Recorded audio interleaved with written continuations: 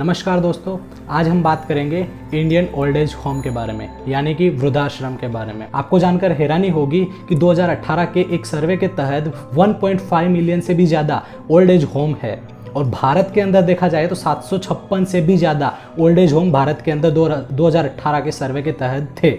तो अब धीरे धीरे क्या हुआ कि जो संख्या थी 1.5 मिलियन पूरे वर्ल्ड की, तो धीरे धीरे पूरे वर्ल्ड में संख्या धीरे धीरे कम होती गई और इंडिया के अंदर वो चीज़ बढ़ती गई। अब बात करते हैं, इंडिया में 756 2018 के अंदर थे और हाल में 2020 में ये चीज़ पहुंच चुकी है 1100 से भी ज़्यादा। मतलब इंडिया के अंदर इस टाइम पे 1100 से भी ज़्यादा ओल्ड एज होम मौजूद है और इंडिया का जो परसेंटेज रेटिंग है वो सबसे ज़्यादा है। 53% इंडिया के अंदर का परसेंटेज ओल्ड एज होम के बारे में है। तो आप समझ गए होंगे कि भारत किस दिशा की ओर जा रहा है। तो आपको मैं एक सिंपल कैलकुलेशन बताता हूँ कि एक ओल्ड एज होम में अगर 55 जन भी है तो 1100 ओल्ड एज होम के कितने लोग हो गए?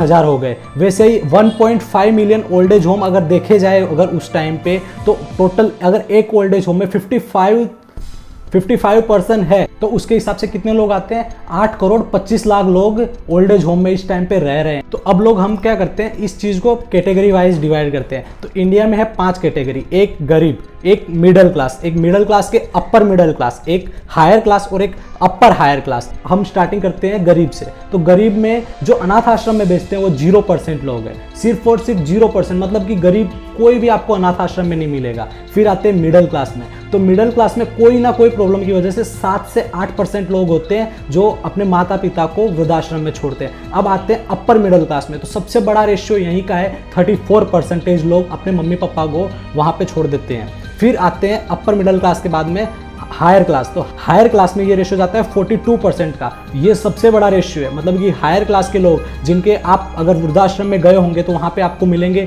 कि उनके लड़के या तो डॉक्टर होंगे या इंजीनियर होंगे या कोई बड़े लेवल पे होंगे। फिर आते हैं अपर हायर क्लास। तो उसमें और सिर्फ 17% लोग होते हैं, वो भी काफ़ी बड़ा रेशियो है। तो इंडिया आप देख रहे होंगे कि किस दिशा की ओर जा रहा है। अब बात करते हैं 2019 के एक सर्वे की। तो उसमें क्या है कि 29% से ज़्यादा लोग अपने माता पिता से दूर रहना चाहते हैं। मतलब कि उनको वृद्धाश्रम या और कहीं दूसरी जगह पर रख के खुद अलग रहना चाहते हैं। अब आप समझ सकते हैं कि इंडिया किस तरफ जा रहा है, किस दिशा की ओर जा रहा है। तो हमें ज़रूरत है अपने मम्मी पापा की, वृद्ध लोगों की। तो उनके साथ रहिए और ये जो वीडियो है वो ज़्यादा से ज़्यादा फैलाइए कि इंडिया किस ओर जा रहा है।